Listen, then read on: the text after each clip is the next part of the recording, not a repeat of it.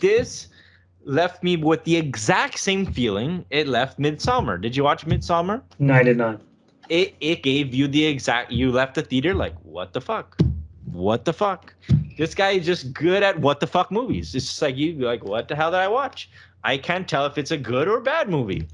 Well, I was CBC, entertained, so I guess if I'm entertained, it can't be that bad, well, right? CBC say another excruciating experience. Give me a fucking breeze.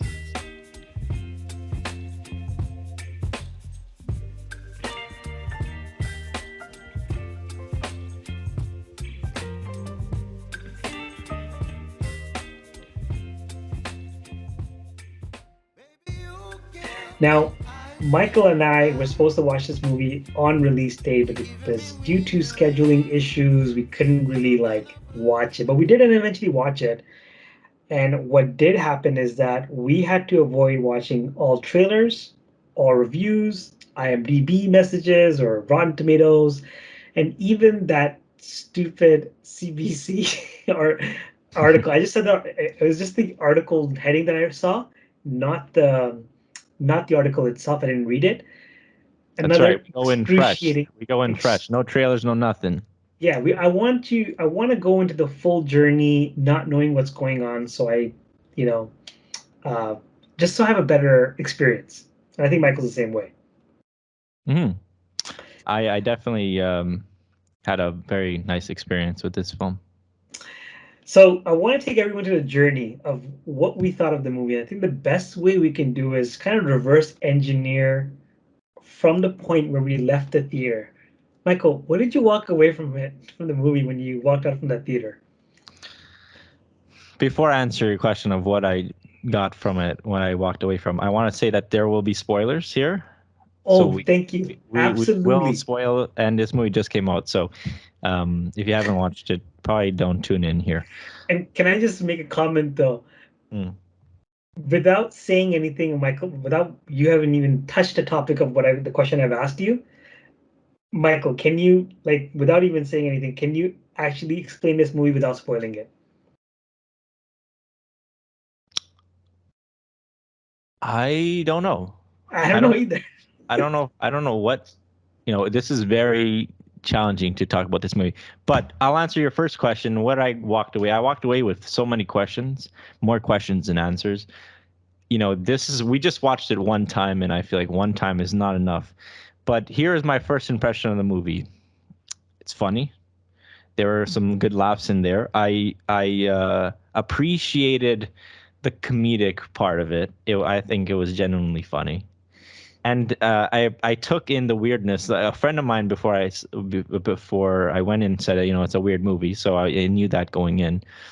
But I tend to like weird, quirky films to an extent. But I'm gonna say something right now. I'm gonna say this. I truly think, because I liked the movie. I enjoyed it. I truly think that if Joaquin Phoenix was not in this film, I would not enjoy this film. I think one of the reasons we watched this movie is because it's a Joaquin Phoenix movie, Yeah. and the fact that this is Joaquin Phoenix, he got presented this movie and he said yes to it.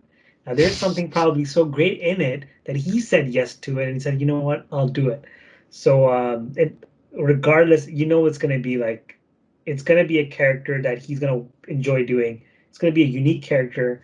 And I think we got that in the movie.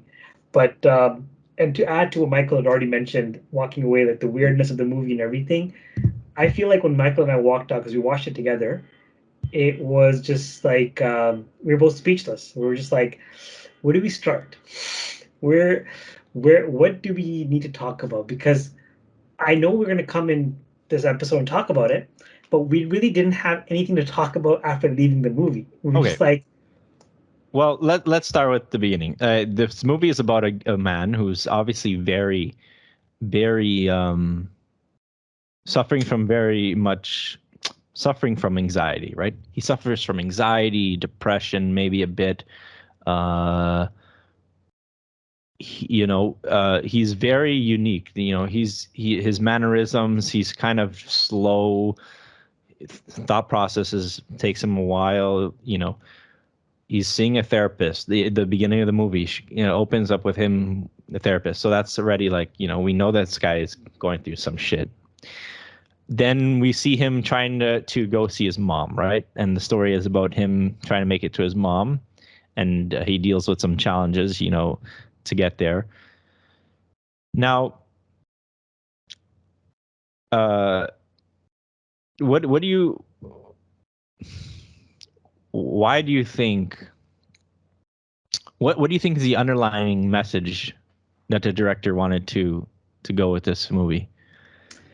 We've already warned you about we've already warned you about spoilers, but I think it has to do a lot with guilt, because one of the things he does put down in there is guilt. And I'll tell you why I draw to that conclusion, but I want to hear what your underlying theme is too. I know it's trauma, family trauma. I know it's guilt, but I'm going to say guilt. But I can tell you why I get there, but I want to hear your answer. What do you think is the underlying message of this movie? I think the underlying message revolved around misinterpretation, misinterpreting people. Just going back to the end of the film, how these moments are being presented to Joaquin Phoenix, moments that they feel he wasn't being a good son, and then we have, to his defense, he's saying that he was misinterpreted. There were reasons for all the decisions that he chose, right? The one where he brings his friends over to the house when he was small and lets his friends rifle through the panties of his mom. That was, he said, he was peer pressured. He was bullied into it. So, when his mom fell at the store or in the mall and he was hiding, he was watching it all. Their thing was that he was too scared to say something. I forget now. But I think it goes both ways.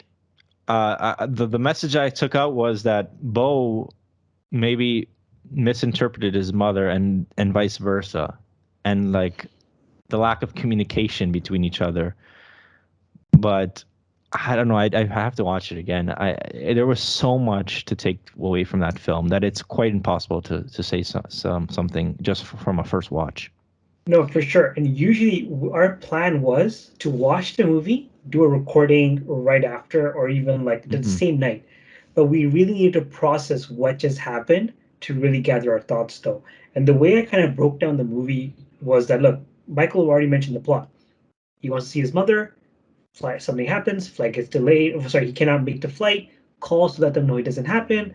Events happen after, and then he's just like, and then that's where we get to the point where he eventually does go to the house and things become clear to him. Like things like the plot kind of explained to us, but it's not really fully explained.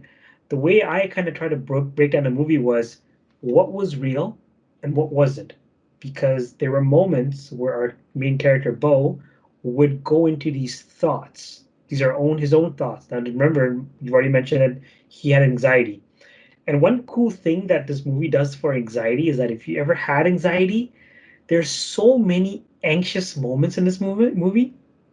As soon as he leaves the therapist, his psychiatrist, there's a woman like frantically looking for her son, and then he goes and there's like a man about to commit suicide, and this is like all these things are happening in every little detail, even like the little act of like when they put the spotlight on top of him and he's in front of a full crowd and they tell everyone his business, like, oh, this is Beau, he's lost his mom and dad. Like there's a full audience there and the spotlight's there. Like these are every single, like they wanted to kind of not show you he has anxiety or tell you, they wanted to kind of make you go through the anxiety too. So when you're watching, you're like, dude, I'd be so anxious in that moment, I'd be so nervous. And they kind of really want to, drive that with you. But having said that, I was going to say to you, Michael, what were some of the you mentioned like the misinterpretation and everything. What other scenes do you think like how do you think misrepresentation uh, mentions like sorry concludes the movie in a way. Like, how did they start the topic of misrepresentation and how did they conclude it though? Like, what do you think? Was there a conclusion? Was there did they leave it open ended? Like, I think uh, I think ultimately speaking, Bo is ashamed. I felt like Bo was just ashamed of all the mistakes he's done, and he can't live with those decisions. And his only way of coping with those decisions is kind of to succumb to them and kind of just curl up and just do nothing.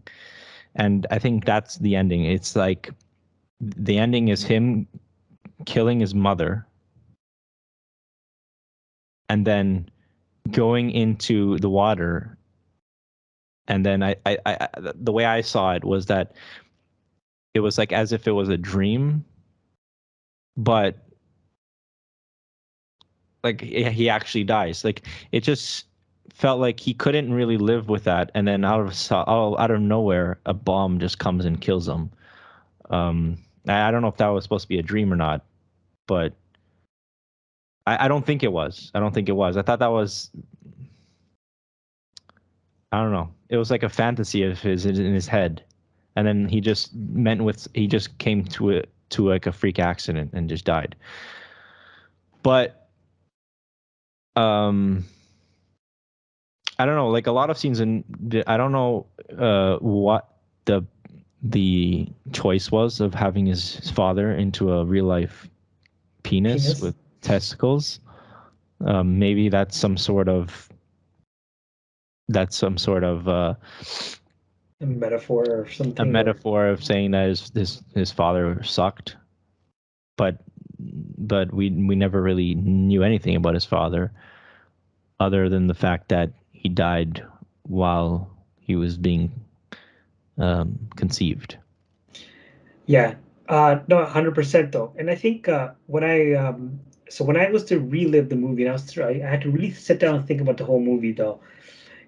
So eventually, now mind you, this is 3 hour movie, and I felt like the 2 hour 30 minutes flew by. You're so heavily engaged, you will not realize that you just sat through a 2 and a half 30 minutes. The last 30 minutes kind of things slow down. So I think so what basically what happens is that this person is obviously anxious and or sorry, he has a lot of anxiety, he has a lot of trauma, and we realize later on where that trauma is coming from. It's basically through his relationship with his mother. And it seems that what for me when I was watching the movie, when the first scene happens when he kind of gets that TV dinner, that microwave frozen dinner, he puts it in the microwave. There's an emphasis on MW. So like I'm like, okay, that's probably important. So I'll keep track of it. And then when he goes to the TV and he's watching the news of that crazed killer, there's a commercial comes up for like the commercial comes up for like a new shampoo, and the producer of it is also MW. So I'm like, okay, that's weird. So maybe like this is like a fake, like maybe it's just like, a random thing, right? Because they maybe didn't get like an advertiser, whatever. Then you see later on that as things are happening to him, coincidentally, he gets like when his stuff gets stolen and like he gets locked out and then his card is canceled and everything. And then he goes out, so like when he goes outside and like the cop is not even listening to his situation, and he gets like he gets hit, and the couple takes him in. I know I kind of sped through the full event though. It all seemed like this is kind of going a little more unrealistic. Why is this like it seems like it's fake because you see the same people outside his house, right? You're Mhm. gonna say something. To touch on that, the woman when they get to the woman's house, when the woman who hits him with a car, she plays the tape. She tells him to go to the channel, and he's watching himself. So this gave me like Truman Show vibes, where people were watching this guy's life and they knew about him. Actually everybody knew about him, so he was like sort of a celebrity. That's Right. why that's why I feel like they invaded his house and they really like the crooks in the beginning invaded his apartment and were kind of in there. I feel like that has something to do with it. People were just like living in his life and and like I think his mother was profiting off some of that, an extent in like a world like that. Well, the thing is, like, see, I I initially thought that, when you watch like futuristic movies and the whole world has become a chaos. In the beginning, I thought that's what the future is, probably a futuristic movie and the world has become chaos though. But it was a little weird that there's the same type of people outside his house every single time. And that crazed killer is in his area. The cop is there, and the cop doesn't even pursue that killer, right? So it just so anyways, I kind of preserved that memory as I moved along in the movie. And then, like you mentioned, when he goes to the house, though, that wife has to tell him something. And what she says to him is, "Stop incriminating yourself." Because every time she says say something, she gets interrupted. She says, "Stop incriminating yourself." Mm-hmm.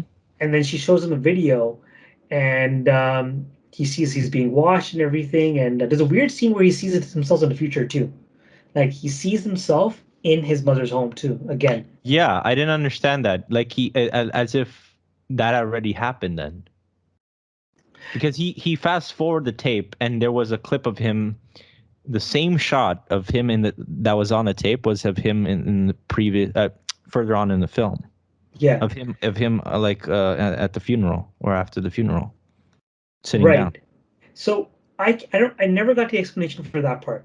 But I can tell you this though. Then like there's a scene where like in the house where he's being taken care of, and he obviously wants to go to the he obviously wants to go to the funeral, but his mother has not been buried yet. It's been a week. No one's burying his mother until he's there. And even the lawyer is a jerk to him. Like he's just like, bro, like, his mother just died. Be a little more sympathetic, but he's being a jerk to him. Like, yeah, well, you're not here. Like, have you been gone for 3 days? Like, what happened? I'm like, I was thinking to myself, like, bro, like Yeah. everything is just making you more anxiety. But then what ends up happening is that it's he can't go, and but the daughter's like, so while because the daughter's getting pissed off because they're giving her room to him, she ends up saying something along the lines of, "You've already failed a test." And he's like, "What? What does that even mean?" He's all confused, like, "What does that even mean?" Before she kills herself. Mm. So that kind of put things into like, what the hell's going on? And then when he runs away because he's being pursued, uh, because he's blamed for the murder, he first sees a person in the camera on the window, like this weird skinny guy. But when he goes to that park and he meets all these play people, it's like he's like what was I going to say? I lost my train of thought here. You might have to edit this part though. But when he goes there, there's a really you and me were making fun of this line where someone says, um, "What the hell am I doing here?" No, seriously, what the hell am I doing here? Yeah. And that line stood out to us. And you never see who the person is, but you hear it. It's a very like it was a funny No, line. you do see the guy. It's just some random dude. It's some okay, cool. But I mean, I think it's a random dude. I don't think he had any but position in the but story. that line kind of stood out to me because I was like, okay, why is that line there? So, anyways, that point then, and then like obviously things happen, like, shit goes down, but eventually he does make it to the home. Now, this is where everything comes to a conclusion. What happens is that everything in his life was controlled by his mother.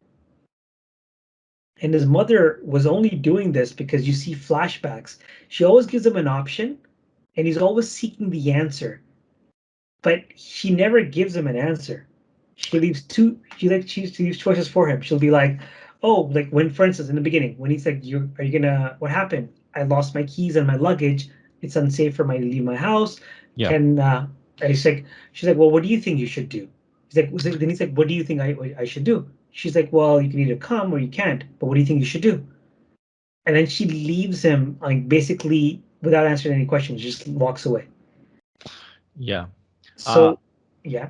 I no, I see that I see I see the mother kind of being a playing the role of why Bo was like this with all this anxiety and stuff, because I feel like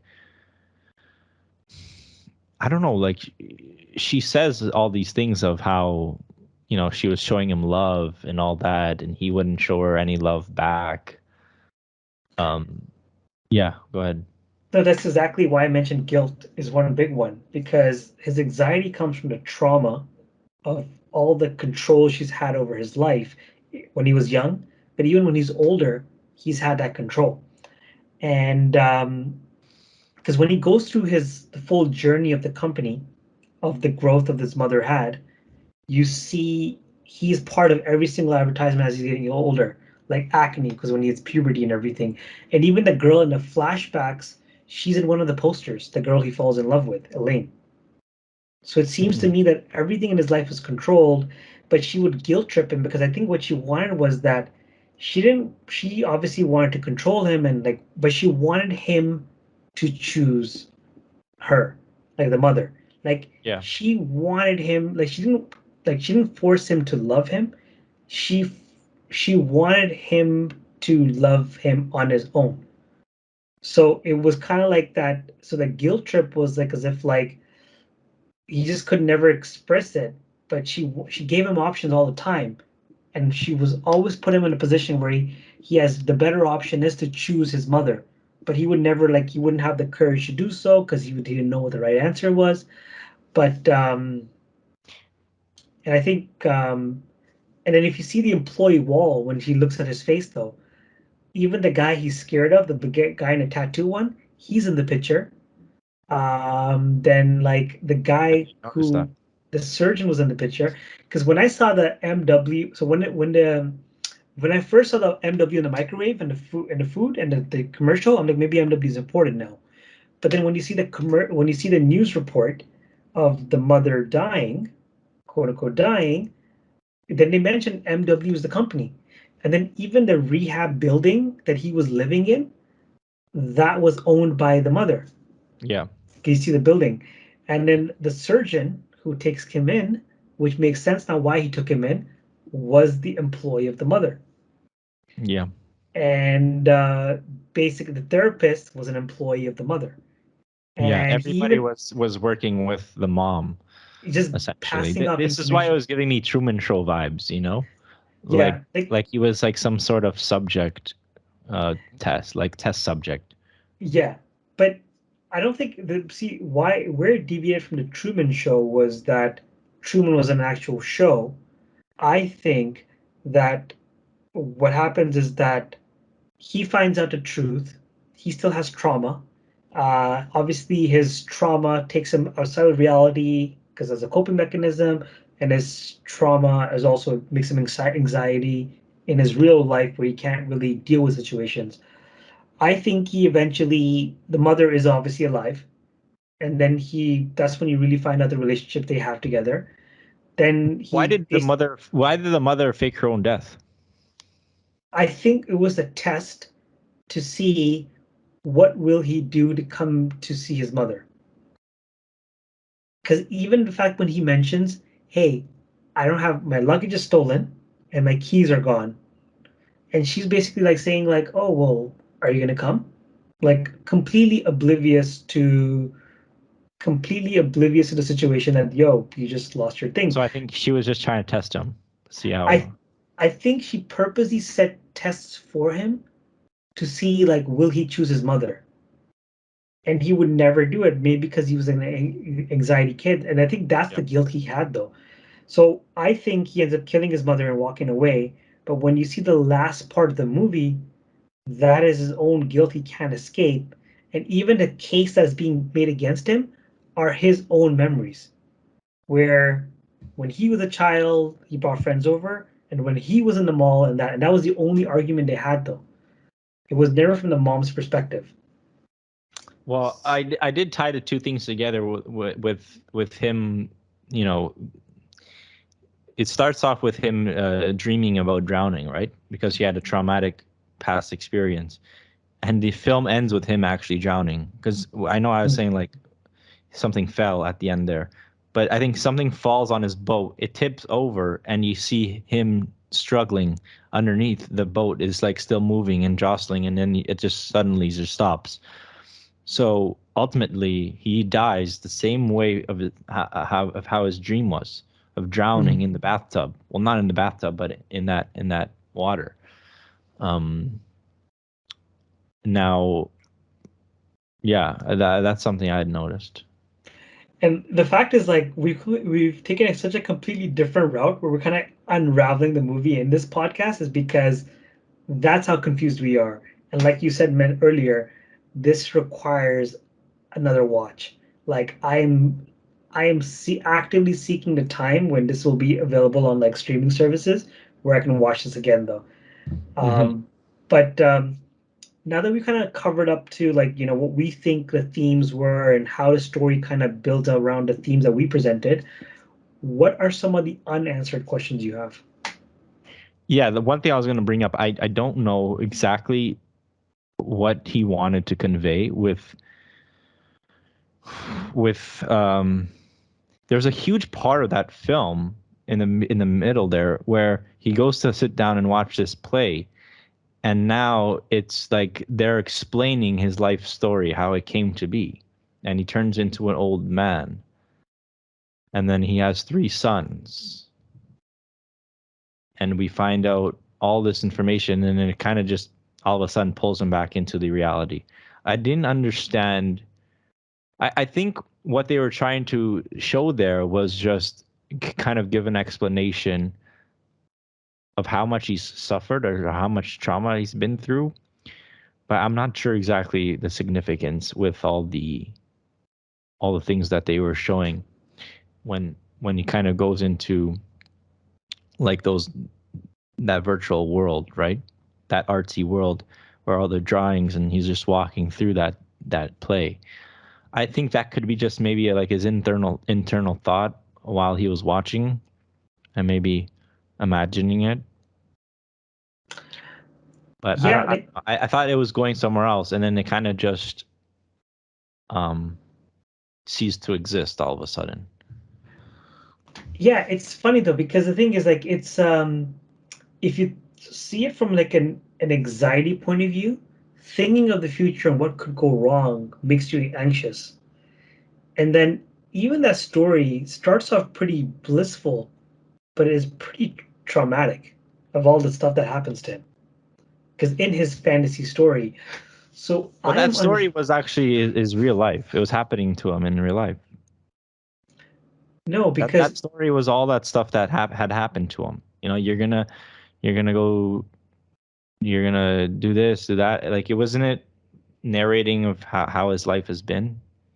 no, because he snaps back into reality because he's never had sex before. Because his mother, as a child, told him that if you ever have an orgasm, you'll die. Hence why the scene where he actually has sex with Elaine is funny because he thinks he's gonna die. It turns And then out she just died. She Elaine just Elaine dies. But the point is though, that's what kind of makes him realize that he's been living a lie. That was the kind of the catalyst of the change where he's That's a like, good point. Yeah. so I think that it may have been one of those things where this is a traumatized man who either finds a way to escape reality, and then but the thing is that he's so lost in his own thoughts that he has a hard time differentiating between reality and what's real and what's wrong, and that's all because of his trauma. Yeah. But And there like you said, there's so many point of views and narratives and kind of ways to see, how the main character feels, right? And his thoughts. There's so many ways you can take it. It's very hard to pinpoint just like, oh, one narrative, right? But one thing I did notice, this is very um one thing I noticed is that there were so many shots where the director just kept rolling on Joaquin. Like Phoenix had so many scenes where it was just him in silence and just kind of in his own world, and it was just like a close up of him, and the director was just rolling to see, what is he thinking, how is he dealing, how is he coping with all of this stuff that's happening. I thought to myself, like, I jokingly I said, to myself, the director just like whenever he doesn't know what to do, he just shoots Joaquin Phoenix and it's like, all right, go to work, do it. Okay, good. Now do it again, because there were so many shots where it's just him. Stuff was happening, like in the car scene with the two girls.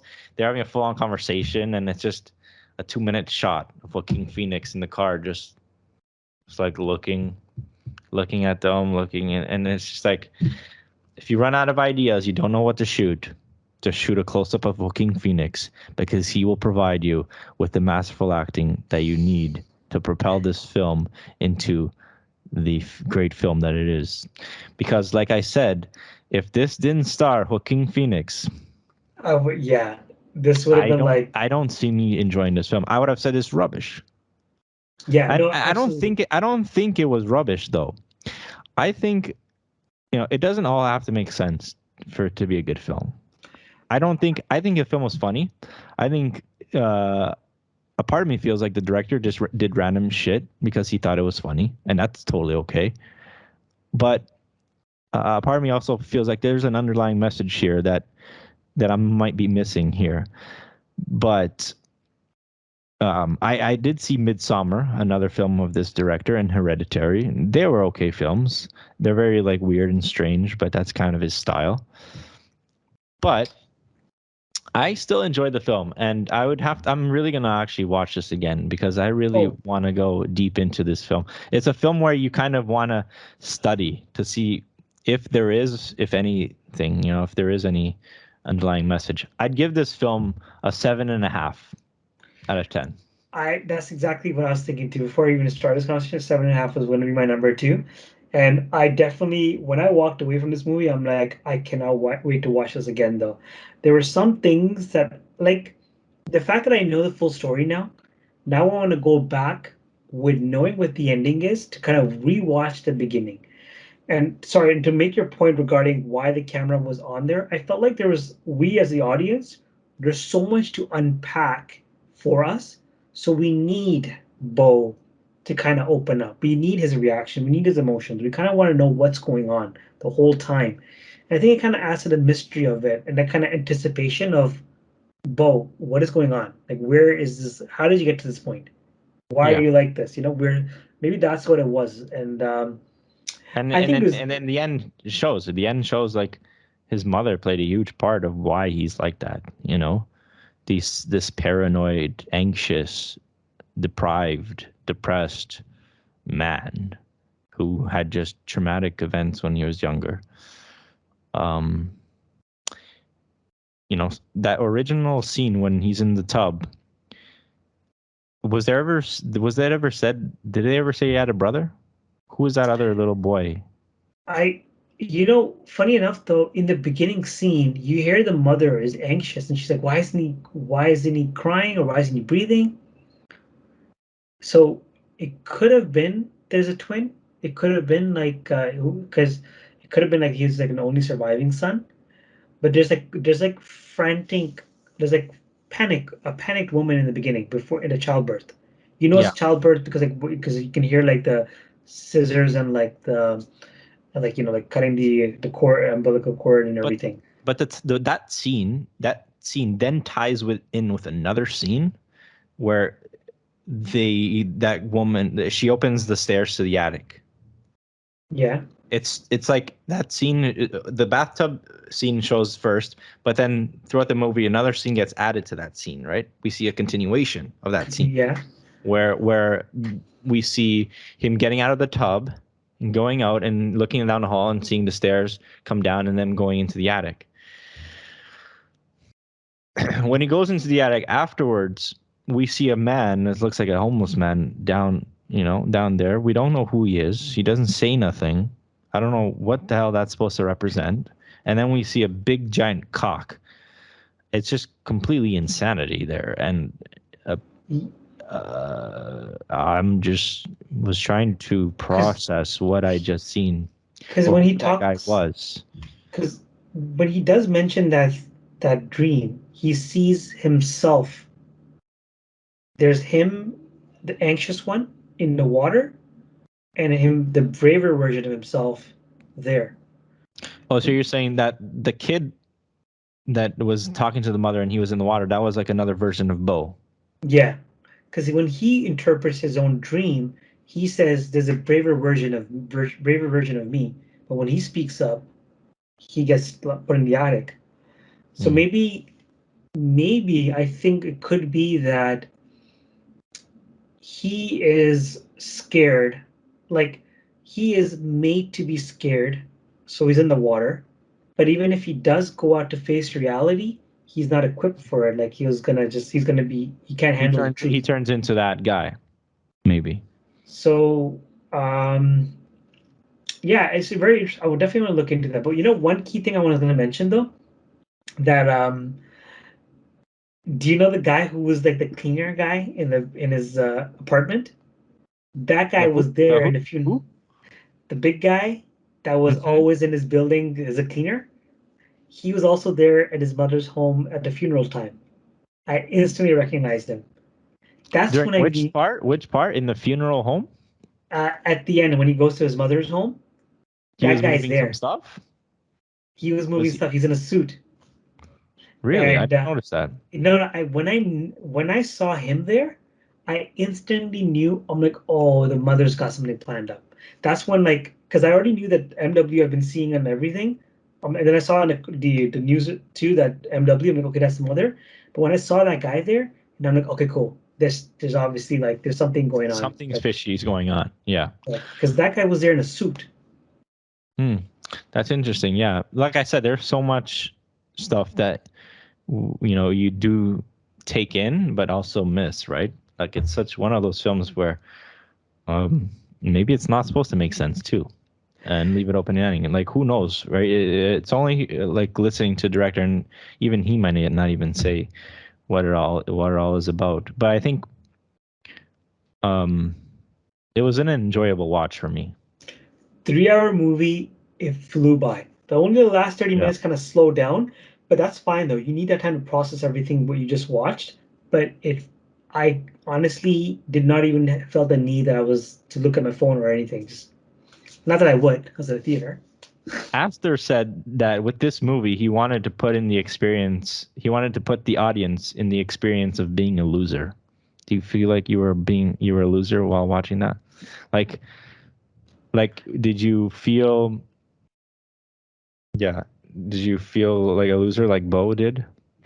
When you see Beau in the original shot, you see him as a loser because he's kind of slouching over and everything. And I'm not saying loser as like a negative way, but I'm saying loser as in like someone who is just like unwilling to, do something. Mature and do something about it.